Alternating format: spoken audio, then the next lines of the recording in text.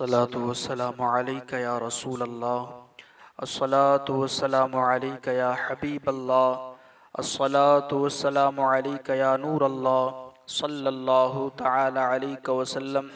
अल्लाहुम्मा अफ्तह अलैना हिकमतक वंशुर अलैना रहमतक या ज़ल जलाली वल इकराम। अऊज़ु बिल्लाहि मिनश शैतानिर रजीम। बिस्मिल्लाहिर रहमानिर रहीम।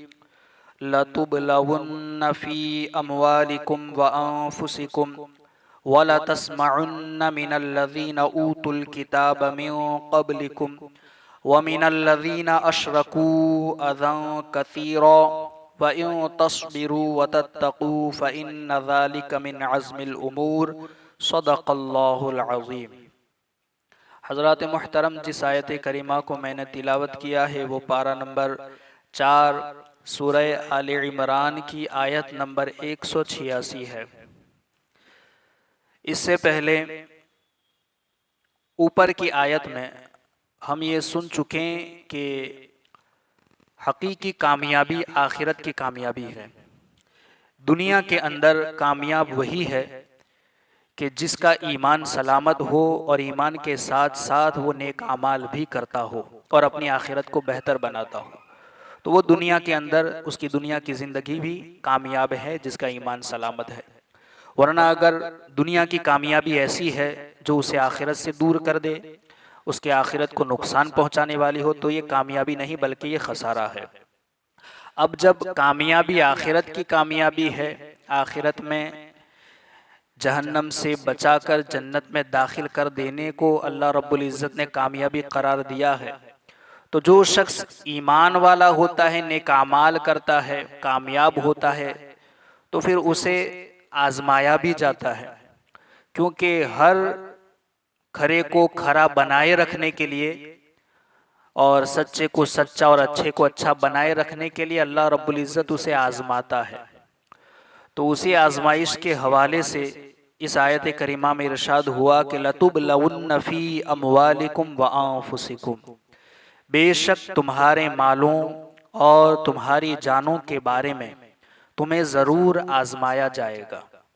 दुनिया के अंदर माल के ज़रिए या जान के ज़रिए इंसान की आजमाइश होगी।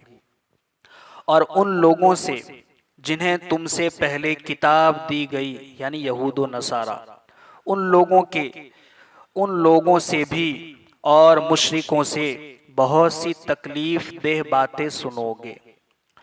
और अगर तुम सब्र करते रहो, यानी जब ऐसा मौका हो कि वो लोग तुम्हें तकलीफ़ें पहुंचा रहे हो और तुम्हें अज़ियतें दे रहे हो, उस वक्त अगर तुम सब्र करते रहो और परहेजगार बनो, तो ये बड़ी हिम्मत के कामों में से है, यानी ये बड़ी हिम्मत का काम है।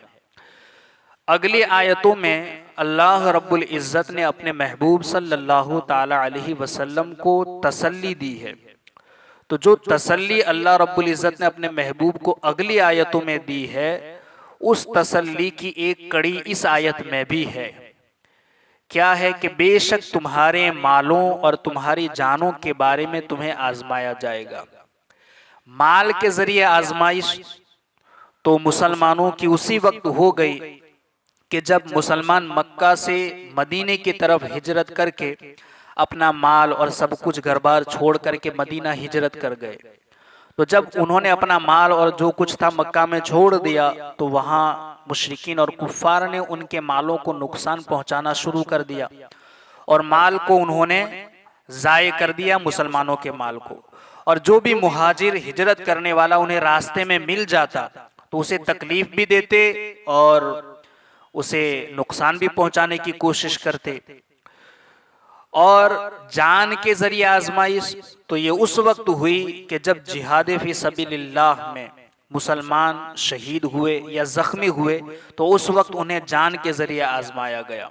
बहरहाल इस आयत में भी तसल्ली की एक कड़ी मौजूद है कि अल्लाह रब्बुल इज़्ज़त इरशाद फरमाए, बेशक तुम्हारे मालों और तुम्हारी जानों के बारे में तुम्हें ज़रूर आजमाया जाएगा।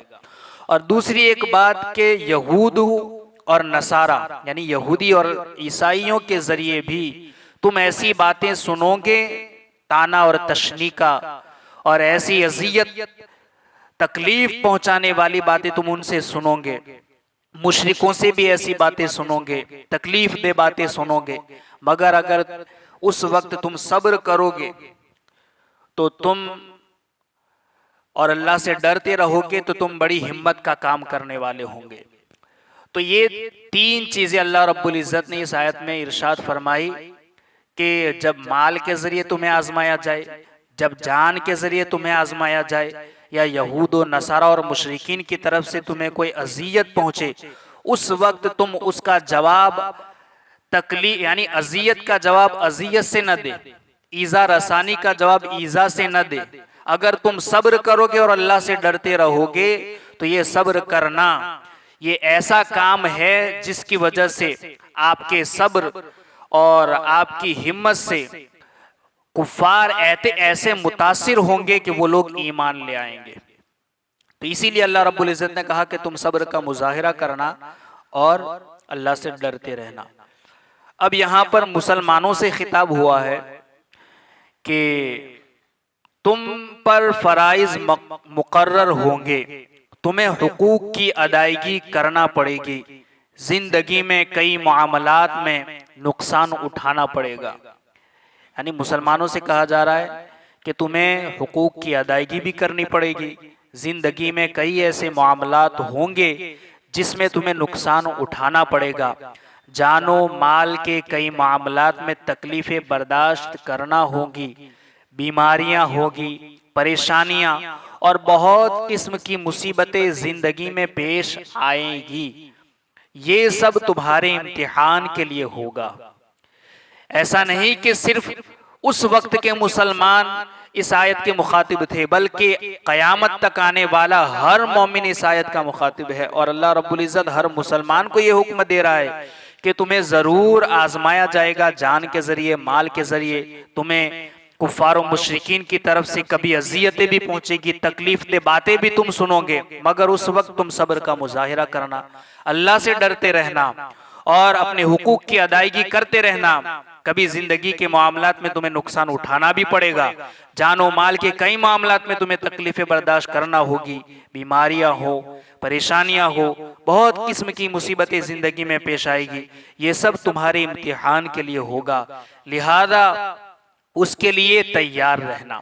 और ये अल्लाह रब्बुल इज्जत पहले से ये बता दे रहा है, क्योंकि जब इंसान को किसी मुसीबत के आने की पहले से खबर हो या कोई तकलीफ आने वाली हो और इंसान पहले से बाखबर हो, तो तकलीफ इतनी नहीं होती जितनी अचानक तकलीफ यानी मुसीबत आने पर तकलीफ होती है। तो ये पहले से आगाह किया जा रहा है कि तुम उसके लिए तैयार रहना और अल्लाह करीम अज़्ज़ वजल की रज़ा और उसके सवाब पर नजर रखकर उन तमाम इम्तिहानात में कामयाब हो जाना। इस तरीके की जितनी भी मुसीबतें आए, तकलीफें आए, बीमारियां हो, चाहे जान माल के मामलात हो या कोई भी हो, तमाम तर इम्तिहानात में तुम कामयाब रहना और उन पर सब्र का मुजाहिरा करना और अल्लाह की रिजा और उसके सवाब पर नजर रखकर इम्तिहान में कामयाब हो जाना। क्योंकि इन इम्तिहानात के जरिए ही तो खरे और खोटे में फर्क किया जाता है। जो आजमाइश में कामयाब होता है वही खरा है, और जो इस आजमाइश में नाकाम हो जाता है फिर वो खोटा है। तो खरे खोटे की पहचान आजमाइश यानी इम्तिहान के जरिए होती है। चाहे स्कूलों के अंदर देखो, दुनिया का ये दस्तूर है, किसी को अगर परखना है तो इम्तिहान के जरिए परखा जाता है। कहीं भी किसी भी फील्ड के अंदर किसी को अगर कोई काम के लिए इंसान चुनना है तो इम्तिहान के जरिए वो चुनते हैं, इंटरव्यू के जरिए चुनते हैं। तो हर जगह आजमाइश है, इम्तिहानात है, क्योंकि इसी के जरिए इंसान को खरे खोटे की पहचान होती है। तो इम्तिहानात के अंदर कामयाबी का अल्लाह रब्बुल इज्जत ने फार्मूला भी बता दिया कि तुम सब्र का मुजाहिरा करना और अल्लाह से डरते रहना, तो तुम तमाम इम्तिहानात में कामयाब हो जाओगे। सच्चे और झूठे में इम्तियाज भी इसी इम्तिहान के जरिए होता है। दीनी मामलात में मुशरिकों, यहूदियों और ईसाइयों से तुम्हें बहुत तकालीफ पहुंचेगी। दीनी मामलात में भी तकलीफें ये लोग तुम्हें पहुंचाएंगे। उन मामलात में और जिंदगी के दीगर तमाम मामलात में अगर तुम सब्र करो, ऐसा नहीं कि सिर्फ दीनी मामलात हो, बल्कि दुनियावी मामलात भी हो या किसी भी फील्ड का कोई उमूर हो, तमाम चीजों में अगर तुम सब्र का मुजाहिरा करो, तुम सब्र करो, अल्लाह से डरते रहो और परहेजगारी इख्तियार किए रहो, तो ये तुम्हारे लिए निहायत बेहतर रहेगा, क्योंकि ये बड़ी हिम्मत के काम है। सब्र करने के हवाले से तो अल्लाह रब्बुल इज्जत ने कुरान में दीगर मकामात पर भी ये ताकीद फरमाई, जैसा कि सूरह अहकाफ की आयत नंबर 35 में अल्लाह रब्बुल इज्जत इरशाद फरमाते हैं, फस्बिर कमा सबर उलुल अज़्म मिनर रुसुल, आप सब्र कीजिए जिस तरह हिम्मत वाले रसूलों ने सब्र किया है। यानी सब्र करना ये हिम्मत का काम है। इसी तरीके से अल्लाह रब्बुल इज्जत ने इरशाद फरमाया, वलिमन सबर व गफर इन्न ज़ालिका लमिन अज़्मिल उमूर, जिसने सब्र किया और माफ कर दिया तो बेशक ये जरूर हिम्मत के कामों में से है। सब्र करना बुज़दिली नहीं, सब्र करना, अल्लाह से डरते रहना, माफ कर देना, ये तमाम उमूर हिम्मत के कामों में से है। अल्लाह के रसूल सल्लल्लाहु ताला अलैहि वसल्लम ने भी सब्र का मुजाहिरा किया है और माफ भी फरमाया है। एक मर्तबा अल्लाह के रसूल सल्लल्लाहु ताला अलैहि वसल्लम एक जगह तशरीफ ले जा रहे थे। ये रिवायत हजरत उसामा बिन जैद से मरवी है। वो फरमाते हैं कि रसूल अल्लाह सल्लल्लाहु ताला अलैहि वसल्लम बनु हारिस बिन खजरज में हजरत साद बिन उबादा रदी अल्लाह ताला अन्हु की इयादत के लिए एक दराज गोश पर सवार होकर तशरीफ ले गए। यानी एक दराज गोश, उस वक्त सवारी हुआ करती थी खच्चर की तरह, यानी घोड़े से छोटा होता था वो, उसके ऊपर सवार होकर अल्लाह के रसूल सल्लल्लाहु अलैहि वसल्लम हजरत साद बिन उबादा की इयादत के लिए तशरीफ ले गए। इस सवारी पर फदक की बनी हुई एक मोटी चादर थी और उसके पीछे हजरत उसामा बैठे हुए थे। जो ये रिवायत कर रहे हैं वो कह रहे हैं उसके पीछे वो बैठे हुए थे। ये गज़वे बद्र से पहले का वाकया है और ये जो बात पेश कर रहे हैं ये गज़वे बद्र से पहले की है। आप एक मजलिस के पास से गुजरे जिसमें अब्दुल्ला बिन उबय बैठा हुआ था और ये मुनाफिकों का सरदार था। ये उस वक्त ईमान नहीं लाया था। ये एक मजलिस से सब सरकार गुजरे तो वो उसके अंदर अब्दुल्ला बिन उबय बैठा हुआ था और मुसलमानों में हजरत अब्दुल्ला बिन रवाहा भी थे। जब उस मजलिस पर इस सवारी का गुबार पड़ा तो अब्दुल्ला बिन रवाहा भी थे। तो जब ये गुबार पड़ा तो अब्दुल्ला बिन उबय ने अपनी नाक पर कपड़ा रखकर और फिर कहा कि हम पर गुबार न उड़ाओ। यानी सरकार से ये उसने कहा कि हम पर गुबार न उड़ाओ। रसूल अल्लाह सल्लल्लाहु अलैहि वसल्लम ने उनको सलाम किया, फिर आप ठहर गए और सवारी से उतरे, उनको अल्लाह ताला की तरफ दावत दी, उन पर कुरान की आयतें भी तिलावत की। अब्दुल्ला बिन उबय इब्ने सलूल ने कहा कि जो आप कहते हैं ये बहुत अच्छी बातें हैं और इससे अच्छी कोई चीज नहीं। अगर ये हक भी है तो आप हमें हमारी मजलिस में इज़ा न पहुंचाए, अपनी सवारी की तरफ जाएं और जो शख्स आपके पास आए उसके सामने बयान करें। यानी आप जो कह रहे हैं वो अच्छी बातें हैं और ये अगर हक भी हैं तो आप हमें बताकर हमें तकलीफ न पहुंचाए, आप अपनी सवारी के पास खड़े रहें, जो आपके पास आए या आपके सामने आए उसको आप बयान करें, हमें तकलीफ न दे, हमें ईज़ा न पहुंचाए। ये उसने अल्लाह के रसूल सल्लल्लाहु ताला अलैहि वसल्लम से कहा।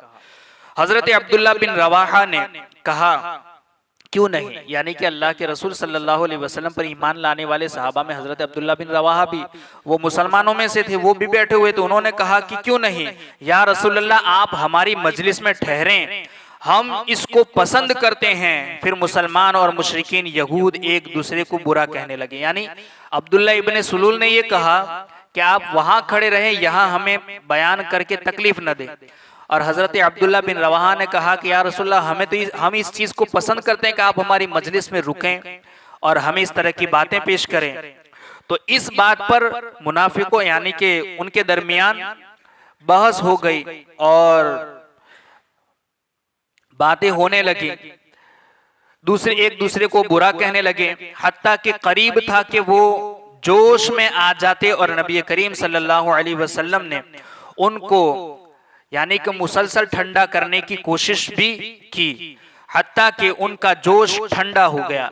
जब ये बातें आपस में होने लगी और माहौल गर्म होने लगा तो सरकार ने ठंडा करने की कोशिश भी की, हत्ता कि माहौल और ये जोश खत्म भी हो गया, ठंडा भी हो गया। फिर नबी करीम सल्लल्लाहु अलैहि वसल्लम अपनी सवारी पर सवार होकर रवाना हो गए और हजरत साद बिन उबादा के पास गए। नबी करीम सल्लल्लाहु अलैहि वसल्लम ने उनसे फरमाया कि ए साद, क्या तुमने नहीं सुना कि अबू हब्बाब, यानी कि ये अब्दुल्ला इब्ने उबै का ये इसकी कुन्नियत थी। तो सरकार ने हजरत साद बिन उबादा से कहा कि ए साद, क्या तुमने नहीं सुना कि अबू हब्बाब ने क्या कहा है। फिर अल्लाह के रसूल सल्लल्लाहु ताला अलैहि वसल्लम ने वो जो अब्दुल्ला इब्ने उबै ने जो कहा था वो सारी बातें कही कि इस तरह उसने इस तरह की बात की है। तो हजरत साद बिन उबादा ने कहा, या रसूल अल्लाह, उसको माफ कर दीजिए, उससे दरगुजर कीजिए।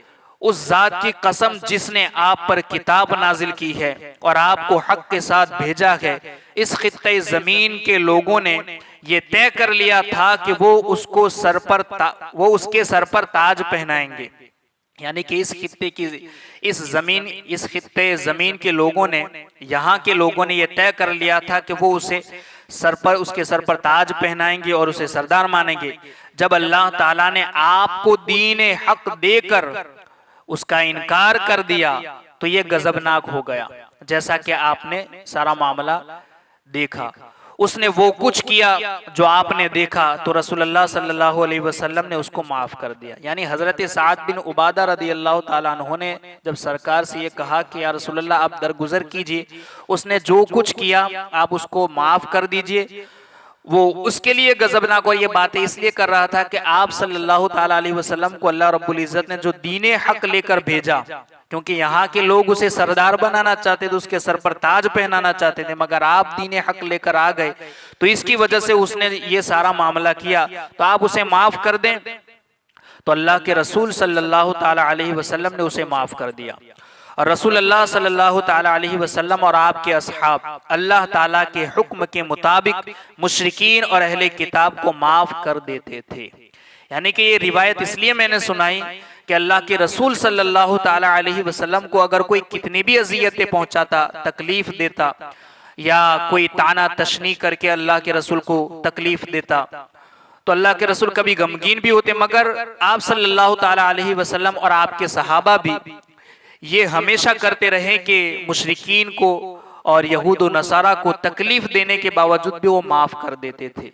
तो ये हमारे लिए नसीहत है कि हमें भी कभी कभी इस तरह की तकलीफें पहुंचती है, चाहे मुसलमान के जरिए हो चाहे किसी के भी जरिए हो, तो हमें अपने सरकार की इस सीरत को अपनाना चाहिए और माफ करने का मादा हम अपने अंदर भी पैदा करें और सब्र का मुजाहिरा भी करें, अल्लाह से डरते रहें, और अगर किसी से तकलीफ पहुंची है तो हम उसे माफ भी कर दें, क्योंकि ये बड़ी हिम्मत का काम है। कुरान के अंदर इसे हिम्मत का काम कहा गया है और अल्लाह के रसूल का ये तर्ज अमल भी था और ये सुन्नत भी है माफ कर देना और सब्र करना। अल्लाह रब्बुल इज्जत हम सब को इन तमाम बातों पर अमल की तौफीक अता फरमाए। अल्लाहुम्मा रब्बना नव्विर कुलूबना बिल कुरान वज़य्यिन अखलाक़ना बिल कुरान वनज्जिना मिनन नारि बिल कुरान व अदखिलना फिल जन्नति बिल कुरान।